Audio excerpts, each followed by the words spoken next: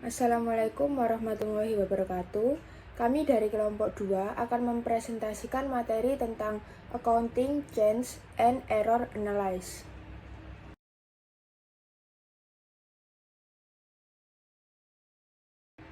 Perkenalkan, nama saya Eka Tama Atiasari dengan NPM belakang 288. Di sini saya akan menjelaskan tentang Accounting Change and Error Analysis pada chapter 22. Nah, yang pertama itu learning objective. Setelah mempelajari bab ini, mahasiswa itu diharapkan mampu yang pertama menjelaskan jenis-jenis perubahan akuntansi dan cara pelaporannya. Yang kedua, menjelaskan akuntansi untuk perubahan estimasi. Yang ketiga, menjelaskan akuntansi untuk koreksi kesalahan. Dan yang keempat, menganalisis dampak kesalahan pada laporan keuangan. Nah, yang kedua itu ada gambaran umum. Perubahan kebijakan akuntansi dan kesalahan dalam laporan keuangan dapat mempengaruhi konsistensi dan kualitas informasi keuangan. IASB menetapkan standar untuk perubahan kebijakan, perubahan estimasi, serta koreksi kesalahan agar laporan keuangan tetap dapat dibandingkan comparability. Perubahan IFRS terbaru seperti IFRS 9, IFRS 15, dan IFRS 16 menunjukkan upaya untuk meningkatkan kualitas pelaporan. Selanjutnya ada jenis-jenis perubahan akuntansi.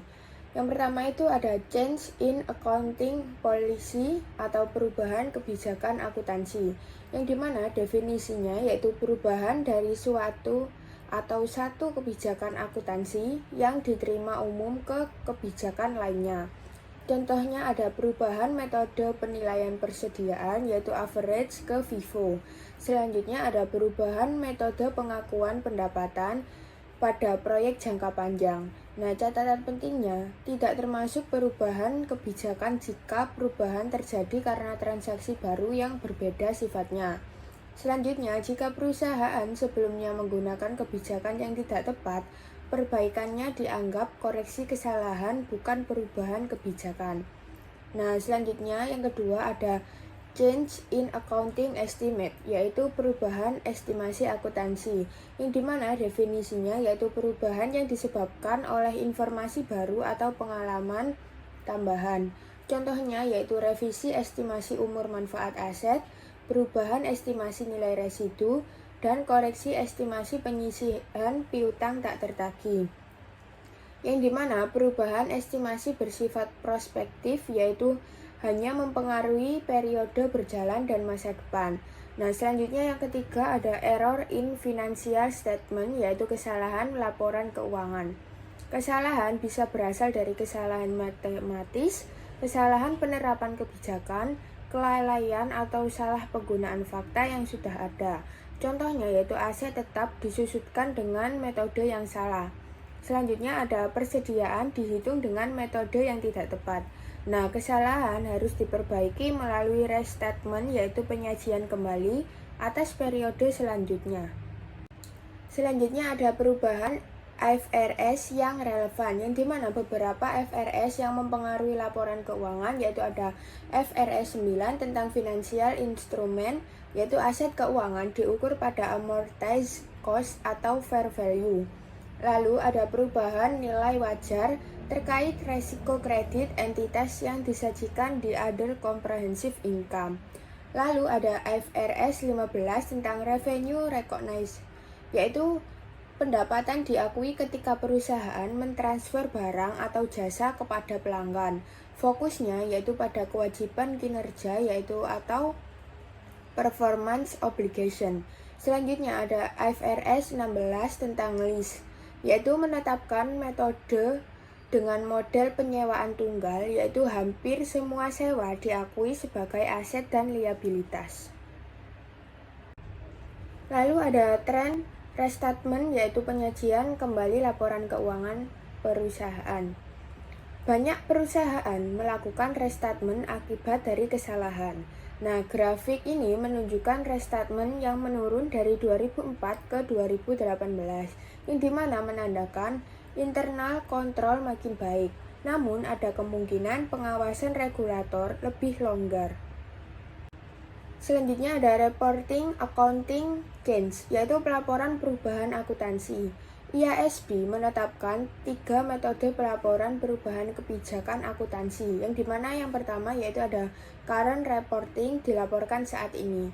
Perusahaan mengakui seluruh dampak kumulatif perubahan kebijakan pada laba tahun berjalan, tidak mengubah laporan keuangan periode selanjutnya. Kelemahannya ada tidak meningkatkan comparability antar periode.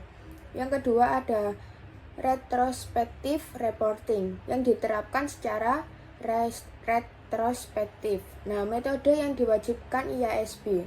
Jadi perusahaan itu kembali ke belakang dan menyesuaikan laporan periode lalu seolah-olah kebijakan baru ini selalu digunakan. Nah, dampak kumulatif disajikan sebagai penyesuaian pada saldo laba awal periode paling awal. Keuntungannya yaitu konsistensi. Selanjutnya, meningkatkan kemampuan pengguna untuk membandingkan laporan keuangan antar tahun. Yang ketiga ada prospective reporting, diterapkan ke depan, yaitu hanya diterapkan pada transaksi setelah perubahan kebijakan. Lalu ada tidak menyesuaikan saldo awal atau laporan periode sebelumnya. Nah, biasanya digunakan untuk perubahan estimasi, bukan perubahan kebijakan. Selanjutnya ada pendekatan perubahan akuntansi retrospektif. Jadi ada anggapan bahwa begitu sebuah perusahaan mengadopsi kebijakan akuntansi, perusahaan itu seharusnya tidak mengubahnya.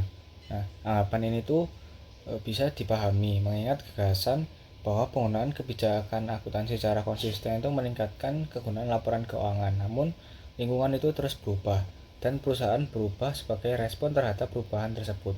Nah, perubahan terbaru dalam standar seperti yang berkaitan dengan biaya pinjaman, segmen operasi, kemudian pengakuan pendapatan dan instrumen keuangan itu menunjukkan bahwa perubahan dalam kebijakan akuntansi akan terus terjadi. Kemudian ada perubahan akuntansi retrospektif kontrak jangka panjang. Nah, untuk menggambarkan pendekatan retrospektif, anggap bahwa Denson SA itu telah mencatat pendapatannya dari kontrak konstruksi jangka panjang menggunakan metode pemulihan biaya non-laba. Nah, pada tahun 2022 sebagai hasil dari penerapan standar pendapatan baru, perusahaan itu beralih ke pengakuan pendapatan secara bertahap atau persentage penyelesaian. Nah, kemudian ada melaporkan perubahan kebijakan. Nah, pengungkapan perubahan kebijakan akuntansi sangat penting.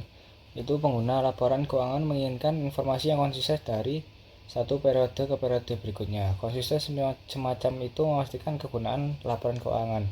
Yang pertama ada sifat dari perubahan kebijakan akuntansi. Yang kedua ada alasan mengapa penerapan kebijakan akuntansi itu memberikan informasi yang akurat secara representatif dan lebih relevan. Kemudian yang ketiga, untuk periode berjalan dan setiap periode sebelumnya yang disajikan sejauh praktis jumlah penyesuaian. Yang itu ada untuk setiap pos laporan keuangan yang terpengaruh dan laba bersaham dasar dan di dilusian. Kemudian yang keempat ada jumlah penyesuaian yang terkait dengan periode sebelum yang disajikan sejauh praktis. Selanjutnya adalah penyesuaian laba ditahan. Sebelumnya perkenalkan, saya Anissa Nurfadila dengan NPM Mahir 090. Nah, pada ilustrasi 22.4 itu menunjukkan laporan laba ditahan sebelum perubahan retrospektif milik Denson SA. Nah, jika Denson ini menyajikan laporan perbandingan tahun 2021 dan 2022 berdasarkan metode persentase penyelesaian, maka harus mengubah saldo awal laba ditahan per 1 Januari 2021. Nah, perbedaan antara saldo laba ditahan berdasarkan metode pemulihan biaya dan metode persentase penyelesaian itu dihitung sebagai berikut. Nah, kemudian di sini ada perbedaan sebesar 120.000 euro. Ini merupakan efek kumulatif.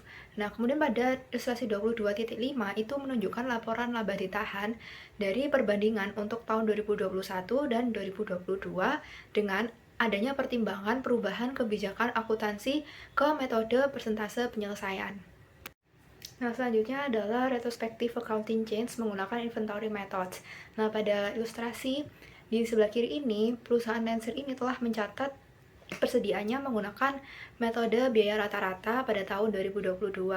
Nah, perusahaan ini beralih ke metode FIFO karena manajemennya itu percaya bahwa pendekatan ini akan memberikan pengukuran yang lebih tepat terhadap biaya persediaannya. Nah, selanjutnya pada ilustrasi 22.7 itu menunjukkan laporan laba rugi, laporan laba ditahan, laporan posisi keuangan, dan laporan arus kas pada perusahaan Lancer pada periode 2020 sampai 2022. Nah, ini tuh berdasarkan metode biaya rata-rata. Selanjutnya untuk ilustrasi 22.8 itu menunjukkan laporan laba rugi sampai laporan arus kas perusahaan Lancer untuk periode 2020 juga sampai 2022 berdasarkan metode FIFO. Nah, itu dapat dilihat laporan arus kasnya itu yang berdasarkan metode FIFO sama dengan yang berdasarkan metode biaya rata-rata. Sekarang akan saya menjelaskan tentang perubahan metode akuntansi atau Lancer Company dari average cost ke FIFO. Nah, di sini itu akan membahas bagaimana Lancer Company itu mengubah metode pencatatan persediaannya awal. Perusahaan menggunakan metode average cost lalu beralih ke metode FIFO. Seluruh data yang saya jelaskan berasal dari ilustrasi 227 sampai 2212 yang ada di materi. Kita akan lihat bagaimana perubahan itu metode ini berdampak pada laporan laba rugi, laporan berupa kuitas, jurnal penjualan hingga efektif retrospeksi. Bisa kan lihat di gambar sebelah saya. Pertama kita bahas tentang income statement untuk tahun 2020 sampai 2022. Di bawah ini FIFO penjualan itu tiap tahun tetap sama, yaitu 300, dengan cost of goods sold atau HPP itu meningkat tiap tahun dan dari 78.000 sampai 111.000 atau tipikal FIFO saat harga meningkat.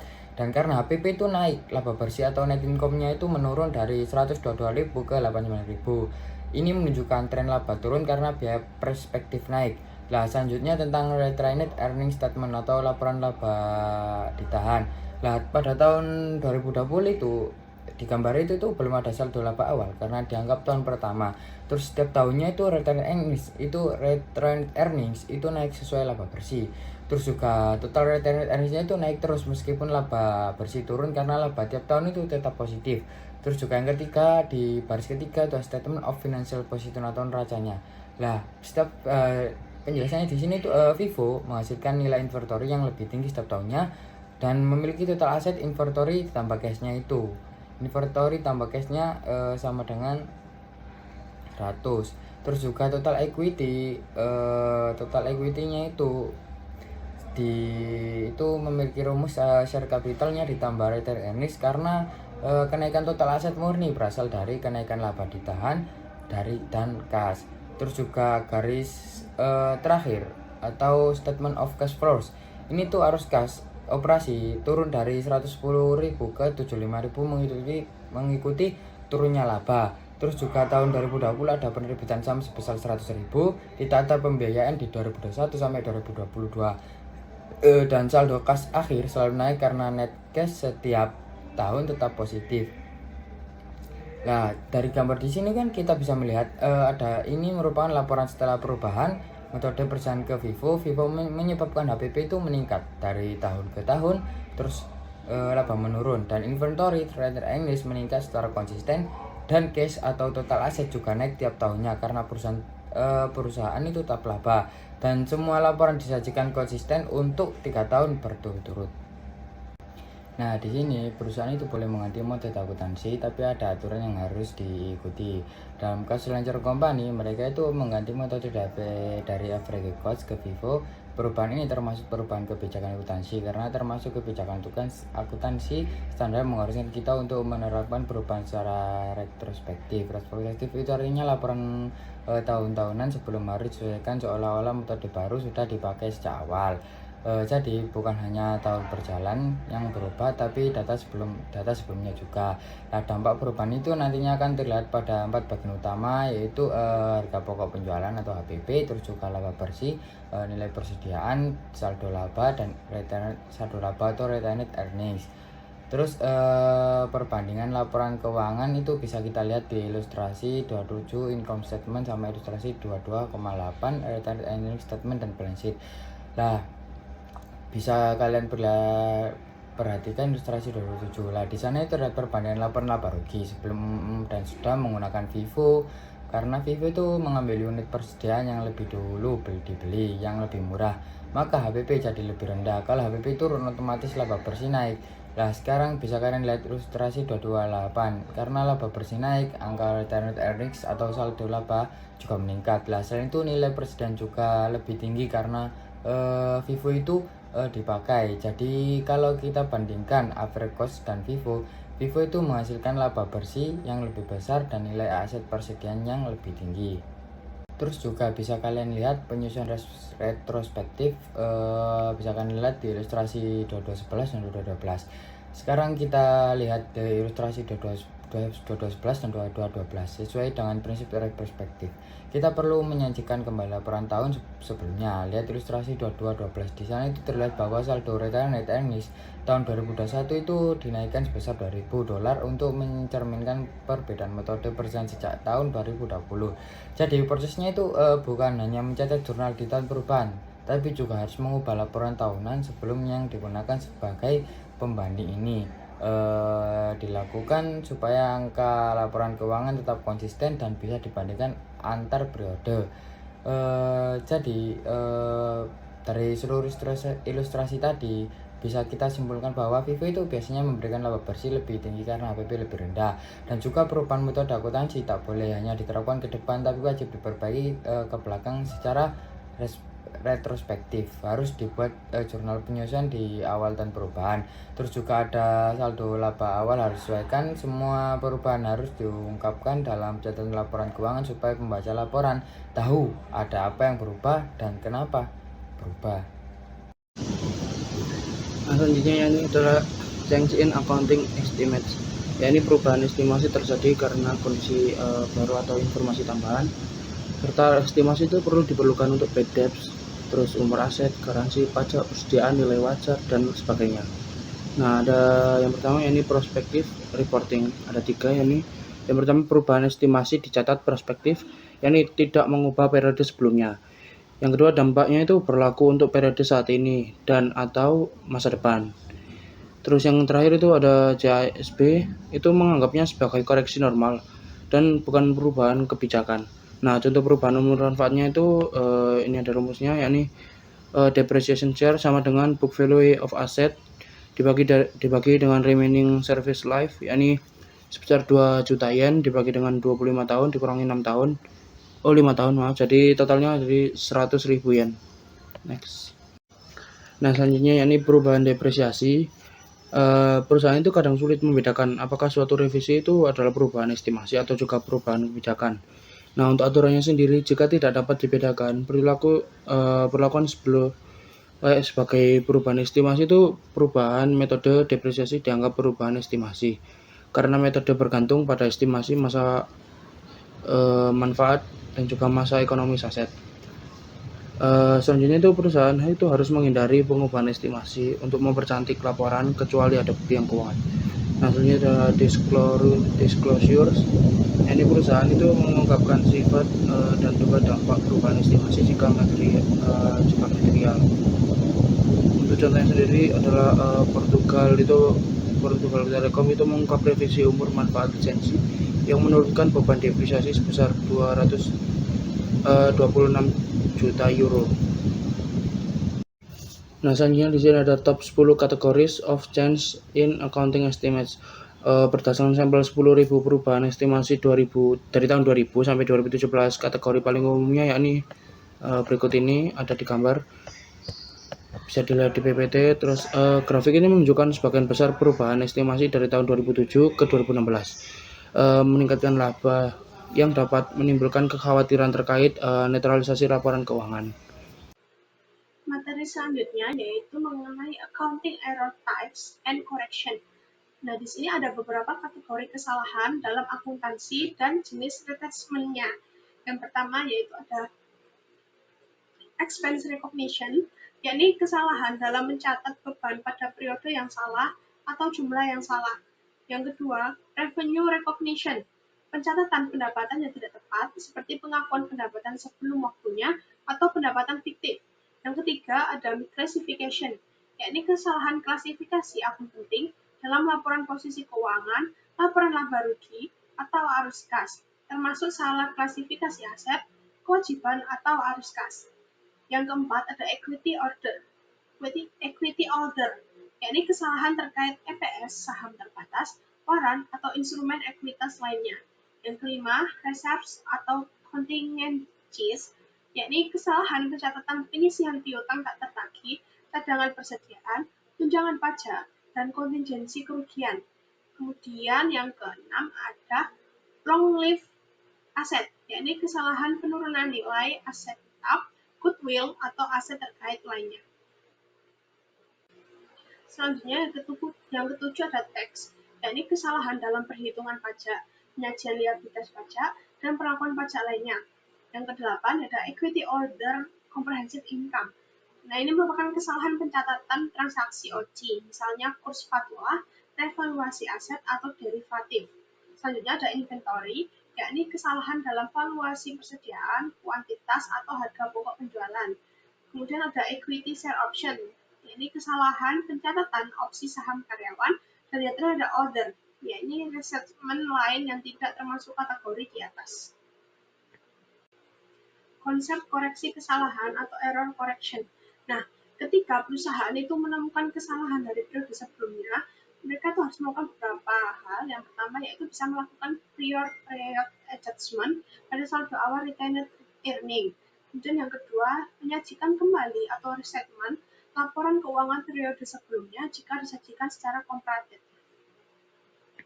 Kemudian yang selanjutnya saya akan menjelaskan mengenai perubahan akuntansi dan juga koreksi kesalahan. Sebelum itu, perkenalkan nama saya Verina Nufita Rahma dengan NPM terakhir 066.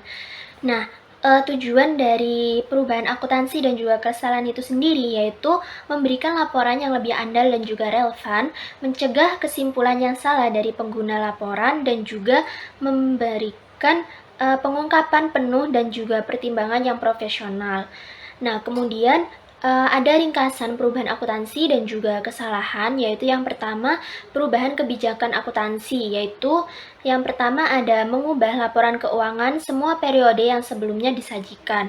Nah, kemudian yang kedua ada mengungkapkan pada tahun tersebut pengaruhnya terhadap laba bersih dan juga perusahaan untuk semua periode yang disajikan.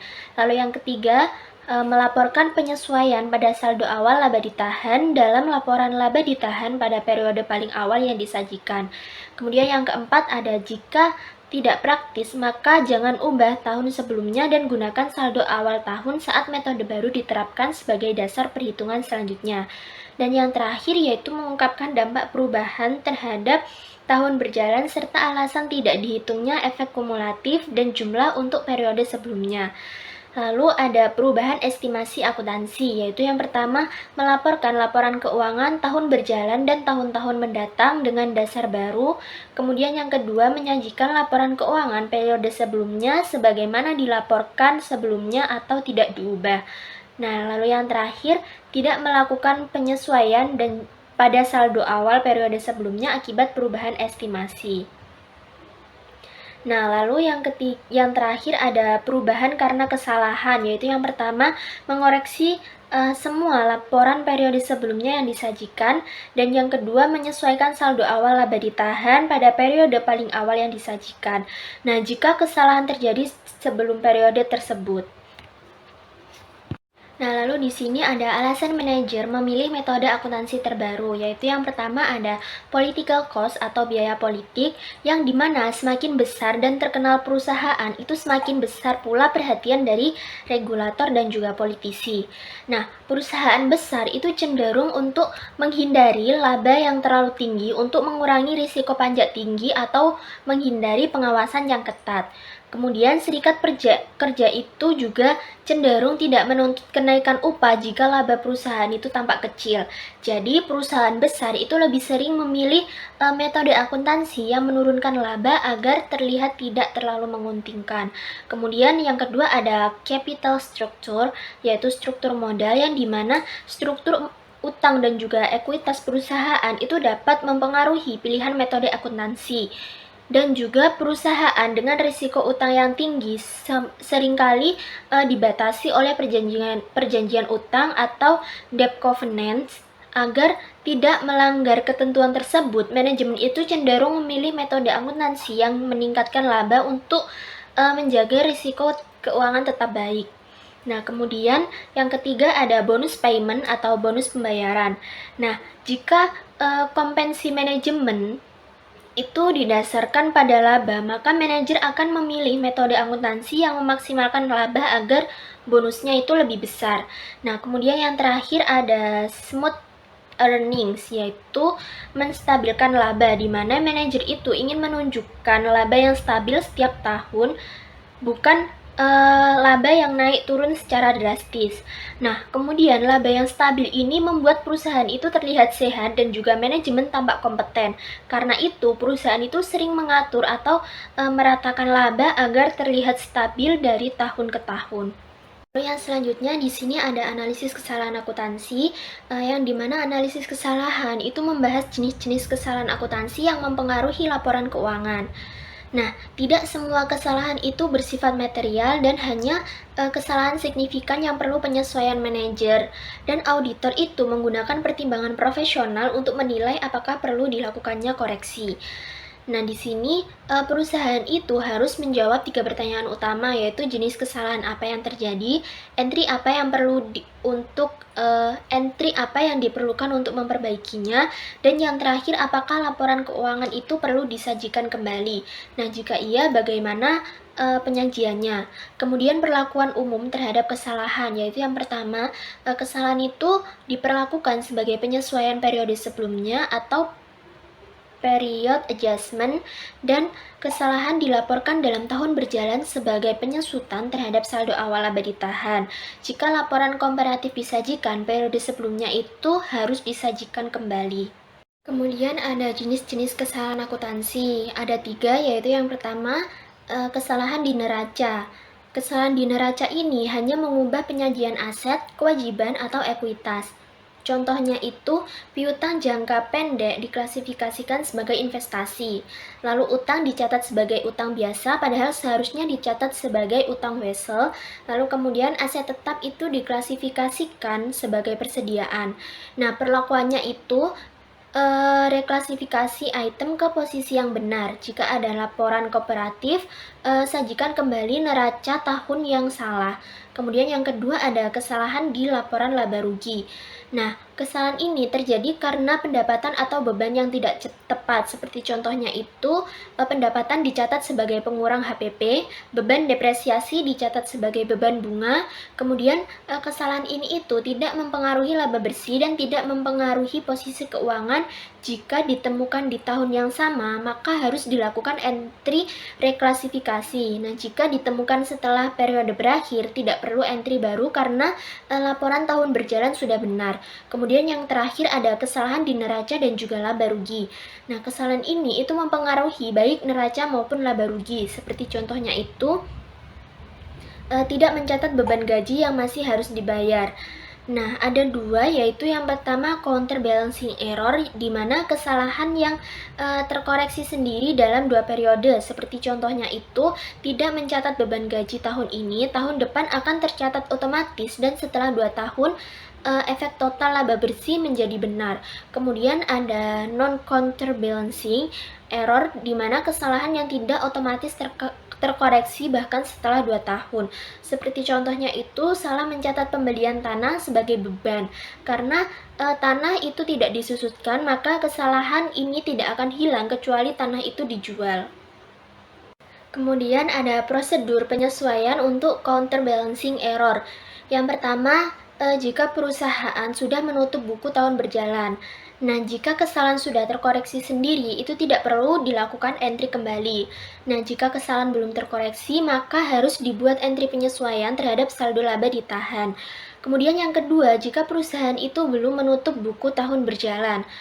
Jika kesalahan sudah terkoreksi, maka harus membuat entry untuk memperbaiki laporan tahun berjalan dan disesuaikan dengan saldo laba ditahan awal.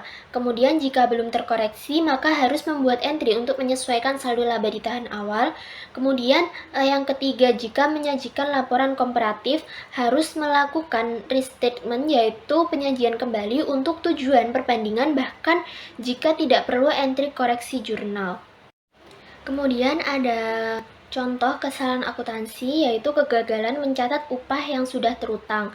Nah, pada tanggal 31 Desember tahun 2022, Hurley Enterprise tidak memperoleh upah sebesar $1.500. Lalu, apa entry pada tanggal 31 Desember tahun 2023 untuk mengoreksi kesalahan ini dengan asumsi Hurley itu belum menutup pembukuan. Nah, entry untuk memperbaiki kesalahan tersebut yaitu laba ditahan pada beban gaji dan upah sebesar $1.500. Nah, alasan untuk entry ini adalah ketika Hurley membayar upah yang masih harus dibayar tahun 2022 pada tahun 2023, ia membuat debit tambahan sebesar $1.500 pada beban gaji dan upah tahun 2023. Nah, beban gaji dan upah pada tahun 2023 dilebih-lebihkan sebesar $1.500. Nah, karena perusahaan itu tidak mencatat upah yang masih harus dibayar tahun 2022 kemarin sebagai beban gaji dan upah pada tahun 2022, maka laba bersih untuk tahun 2022 dilebih-lebihkan sebesar $1.500. Karena laba bersih tahun 2022 dilebih-lebihkan sebesar $1.500, akun laba ditahan dilebih-lebihkan sebesar $1.500 karena laba bersih ditutup ke laba ditahan. Sebelumnya, perkenalkan nama saya Putri Maulidia Hidayat dengan NPM akhir 079. Nah, selanjutnya kita akan membahas mengenai kesalahan dalam mencatat biaya dibayar di muka. Jika Hurley telah menutup pembukuan untuk tahun 2023, maka ia tidak dapat membuat entry apapun karena kesalahannya itu telah diimbangi. Asumsikan pada bulan Januari 2022, Hurley ini telah membeli polis asuransi 2 tahun senilai $1.000. Nah, perusahaan itu mendebit beban asuransi dan mengkredit kas. Perusahaan tidak membuat jurnal penyesuaian pada akhir tahun 2022. Sehingga entry untuk memperbaiki kesalahan ini pada tanggal 31 Desember 2023 adalah sebagai berikut. Dengan asumsi Hurley belum menutup pembukuan tahun 2023. Jadi jurnalnya yaitu insurance expense sebesar $500 pada retained earning sebesar $500. Nah, selanjutnya kita akan membahas mengenai kesalahan dalam mencatat pendapatan diterima di muka atau unearned revenue. Nah, jika Hurley ini telah menutup pembukuan pada tahun 2023, maka ia tidak perlu membuat entry apapun karena kesalahannya itu telah diimbangi, seperti pada kasus sebelumnya. Diasumsikan pada tanggal 31 Desember 2022, Hurley Enterprise ini itu menerima pembayaran di muka sebesar $50.000 untuk menyewa ruang kantor tertentu pada tahun berikutnya. Pada saat pembayaran sewa diterima, perusahaan mencatat debit ke kas dan kredit ke pendapatan sewa. Perusahaan tidak membuat jurnal penyesuaian per 31 Desember 2022, sehingga entry untuk memperbaiki kesalahan ini pada tanggal 31 Desember 2023 adalah dengan asumsi Hurley ini belum menutup pembukuan tahun 2023. Jadi jurnal koreksinya yaitu retained earnings sebesar $50.000 pada rent revenue sebesar $50.000. Nah, selanjutnya kita akan membahas mengenai kesalahan dalam mencatat pendapatan yang masih harus diterima atau accrued revenue. Nah, jika Hurley ini telah menutup pembukuan pada tahun 2023, maka ia itu tidak perlu membuat jurnal entry apapun karena kesalahannya itu telah diimbangi, seperti pada kasus sebelum-sebelumnya. Nah, ini diasumsikan pada tanggal 31 Desember 2022, Hurley ini itu mencatat pendapatan bunga sebesar $8.000, yang dimana itu berlaku hingga tahun 2023. Pada tanggal tersebut, perusahaan itu telah mencatat debit pada piutang bunga dan kreditnya itu pada pendapatan bunga. Sehingga entry untuk memperbaiki kesalahan ini pada tanggal 31 Desember 2023 adalah sebagai berikut. Dengan asumsi Hurley ini belum melakukan penutupan pembukuan tahun 2023. Jadi jurnal koreksinya yaitu retained earnings sebesar $8.000 pada interest revenue sebesar $8.000. Kemudian selanjutnya mengenai kesalahan mencatat pembelian atau purchase. Jika hal ini itu telah menutup pembukuan tahun 2023, maka ia tidak perlu membuat jurnal entry apapun karena kesalahannya itu telah diimbangi, seperti pada kasus sebelum-sebelumnya. Nah, ini dimisalkan akuntan Harley ini mencatat pembelian barang dagangan sebesar $9.000 pada tahun 2022 yang berlaku sampai tahun 2023. Nah, inventaris fisik untuk tahun 2022 telah dinyatakan dengan benar. Perusahaan menggunakan metode inventaris periodik. Jadi, entry untuk memperbaiki kesalahan pada tanggal 31 Desember 2023 adalah sebagai berikut dengan asumsi Harley ini belum menutup pembukuan pada tahun 2023, yaitu jurnalnya purchase di debit sebesar $9.000 dan kreditnya adalah retained earnings sebesar $9.000. Selanjutnya, kita akan membahas mengenai kesalahan non-counterbalance pada depresiasi. Nah, asumsikan bahwa pada tanggal 1 Januari 2022, Harley ini itu membeli sebuah mesin seharga $10.000 dengan estimasi masa manfaatnya yaitu 5 tahun. Akuntan itu keliru membebankan biaya mesin ini pada tahun 2022, tetapi menemukan kesalahan tersebut di tahun 2023. Nah, untuk entry memperbaiki kesalahan ini pada tanggal 31 Desember 2023, jurnalnya adalah sebagai berikut dengan asumsi bahwa Harley ini belum melakukan penutupan pembukuan tahun 2023. Nah, ada equipment sebesar $10.000 di debit.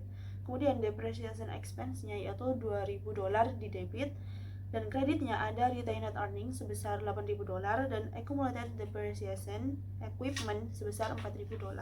Perhitungannya itu dari 20% dikali 10.000 dikali 2. Nah, untuk perhitungan retained earnings-nya ini itu berasal dari overstatement of expense in 2022 di tahun 2022-nya itu sebesar $10.000. Kemudian ada proper depreciation for dari 2022 yaitu perhitungannya dari 20% dikali dengan $10.000. Maka hasilnya yaitu $2.000. Nah, dari $10.000 dikurangi $2.000 itu menghasilkan $8.000. Ini merupakan retained earnings understate as of Desember 31 tahun 2022. Nah, kemudian jika Harley ini telah menutup pembukuan tahun 2023, entry yang dibuat adalah equipment di debit $10.000, sedangkan kreditnya yaitu retained earnings sebesar $6.000 dan accumulated depreciation equipment sebesar $4.000. Nah, perhitungannya untuk retained earnings ini itu retained earnings understate pada tahun 2022 itu $8.000. Kemudian untuk proper depreciation for 2023 yaitu perhitungannya dari 20% dikali dengan $10.000, hasilnya adalah $2.000. Nah, kemudian $8.000 yang tadi itu dikurangi dengan $2.000 menghasilkan $6.000. Ini merupakan retained earnings understate di mana itu di 31 Desember 2023. Nah, selanjutnya mengenai kesalahan non-counterbalance pada piutang tak tertagih.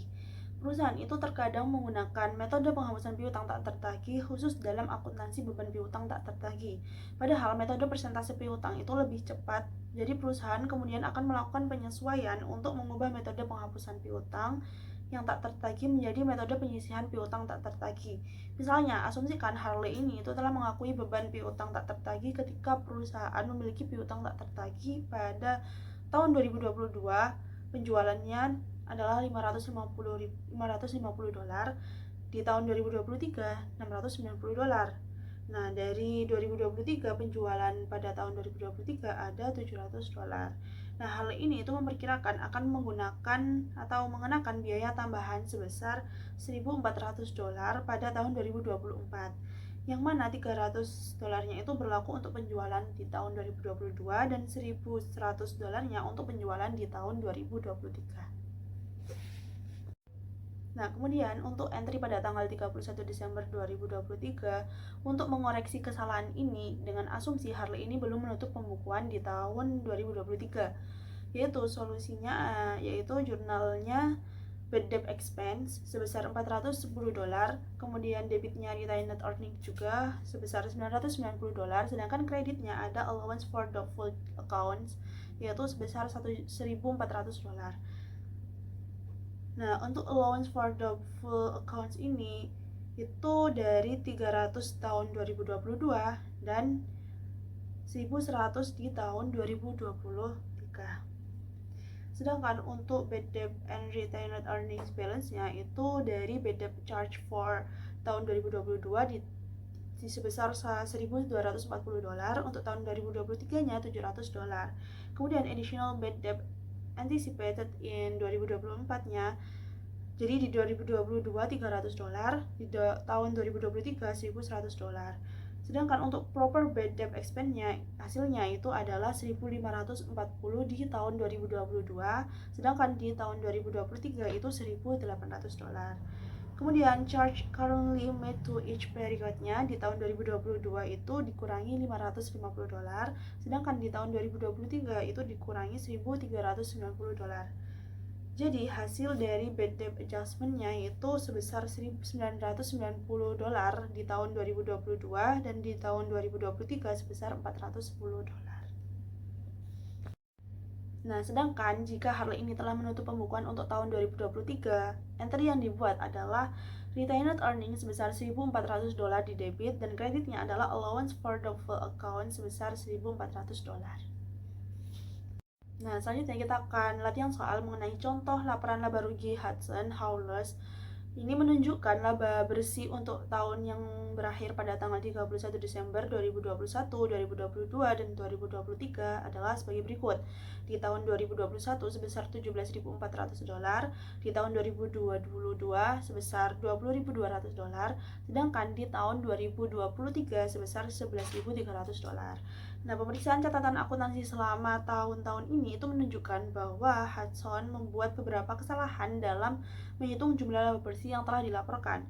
Yang pertama, perusahaan itu secara konsisten tidak mencatat upah yang diterima oleh pekerja tetapi belum dibayarkan pada tanggal 31 Desember. Jumlah yang tidak dicatat adalah sebagai berikut. Di 31 Desember 2021 sebesar $1.000, sedangkan di Desember 31 2022 itu 1.400, di 2023-nya itu 1.600. Nah, ketika upah dibayarkan pada tahun berikutnya setelah tahun diperolehnya, Hudson itu mencatat jumlah tersebut sebagai biaya. Nah, kemudian kedua, perusahaan itu melebih-lebihkan persediaan barang dagangnya pada tanggal 31 Desember 2021, yaitu sebesar 1.900. Sebagai akibat dari kesalahan yang dibuat dalam pencatatan dan perluasan pada lembar persediaan. Kemudian yang ketiga, pada tanggal 31 Desember 2022, Hudson ini membebankan asuransi yang belum kadaluarsa sebesar 1.200 yang berlaku hingga tahun 2023. Kemudian yang keempat, perusahaan itu tidak mencatat pada tanggal 31 Desember 2022 piutang bunga sebesar 240. Kemudian yang kelima, pada tanggal 2 Januari 2022, Hudson ini tuh menjual sebuah peralatan seharga 1.800 dengan harga jualnya itu 3.900. Pada tanggal penjualan, peralatan tersebut itu telah mengalami penyusutan sebesar 2.400. Perusahaan mencatat penerimaan kas tersebut sebagai pendapatan lain-lain pada tahun 2022. Selain itu, perusahaan juga tetap mencatat penyusutan untuk peralatan ini pada tahun 2022 dan tahun 2023 dengan tarif 10% dari harga perolehan. Kemudian selanjutnya, langkah pertama dalam penyusunan lembar kerja adalah menyusun jadwal yang menunjukkan jumlah laba bersih yang telah dikoreksi untuk tahun yang berakhir pada tanggal 31 Desember 2021, 2022, dan 2023. Nah, setiap koreksi atas jumlah yang dilaporkan awalnya itu diberi label yang jelas. Langkah selanjutnya adalah mencantumkan akun-akun laporan posisi keuangan yang terdampak per 31 Desember 2023, yang dimana menunjukkan lembar kerja yang telah diselesaikan untuk Hudson dengan asumsi bahwa Hudson itu belum menutup buku. Entry yang mengoreksi pada tanggal 31 Desember 2023 adalah sebagai berikut yang akan dijelaskan oleh rekan saya. Perkenalkan, saya Ananda Amelia Febrianti dengan NPM Akhir 219. Jadi, sampai saat ini pembahasan kita tadi itu kan mengenai analisis kesalahan yang berfokus pada mengidentifikasi jenis kesalahan yang terjadi dan bagaimana sih mencatat koreksinya dalam pembukuan. Nah, jadi kita telah mencatat bahwa perusahaan itu harus menyajikan koreksi kesalahan tersebut pada laporan keuangan komparatif. Nah, Berikut adalah contoh untuk mengilustrasikan bagaimana sih sebuah perusahaan akan menyajikan ulang atau restatement laporan keuangan tahunan yang ketika mendapatkan berbagai jenis kesalahan. Jadi, perusahaan Dick and Wallis Outlet adalah sebuah toko retail kecil di kota Holiday. Karena kurangnya keahlian dalam akuntansi, perusahaan itu tidak memiliki pencatatan yang memadai dan banyak kesalahan yang telah terjadi dalam pencatatan transaksi akuntansi. Kesalahan yang pertama itu bendahara secara tidak sengaja gagal mencatat penerimaan kas sebesar $1.000 dari penjualan barang dagangan tahun 2023. Yang kedua, ada beban gaji yang masih harus dibayar pada akhir tahun 2022 adalah $2.500, pada akhir 2023 itu sebesar $3.200. Jadi perusahaan itu tidak pernah mencatat akrual gaji. Jadi semua gaji itu langsung dibebankan ke beban administrasi. Nah, yang ketiga, perusahaan itu belum menyediakan akun cadangan untuk piutang tak tertagih. Jadi perusahaan ini memutuskan untuk membuat cadangan tersebut untuk estimasi kerugian piutang pada 31 Desember 2023 masing-masing sebesar $700 untuk piutang tahun 2022 dan $1.500 untuk piutang tahun 2023. Jadi mereka juga memutuskan untuk mengoreksi beban tiap tahun sehingga menunjukkan kerugian atau aktual dan estimasi yang terkait dengan penjualan tahun tersebut. Jadi perusahaan itu telah menuliskan piutang sebagai beban tak tertagih atau beban penjualan di tahun 2022 itu ada $400 dan juga di tahun 2023 itu ada $2.000 dan di akun 2023 itu ada $1.600. Nah, selanjutnya yang keempat itu ada asuransi dibayar di muka yang belum dicatat pada akhir 2022 sebesar $600 dan pada akhir 2023 itu sebesar $400. Jadi semua asuransi itu dibebankan ke beban administrasi. Nah, yang kelima itu ada utang usaha sebesar $6.000 itu seharusnya dicatat sebagai utang wesel. Kemudian yang keenam ada pada tahun 2022 itu perusahaan menjual aset seharga $7.000 yang biaya perolehannya itu $10.000 dan nilai bukunya $4.000. Nah, pada saat penjualan, perusahaan mencatat kas di debit dan pendapatan lain-lain di kredit sebesar $7.000. Kemudian yang ketujuh ada sebagai akibat dari transaksi penjualan aset tersebut, maka perusahaan itu melebihkan beban penyusutan atau beban administrasi sebesar $800 pada tahun 2022 dan $1.200 pada tahun 2023. Nah, jadi itu tadi beberapa kesalahan yang terjadi pada perusahaan Dick and Wallis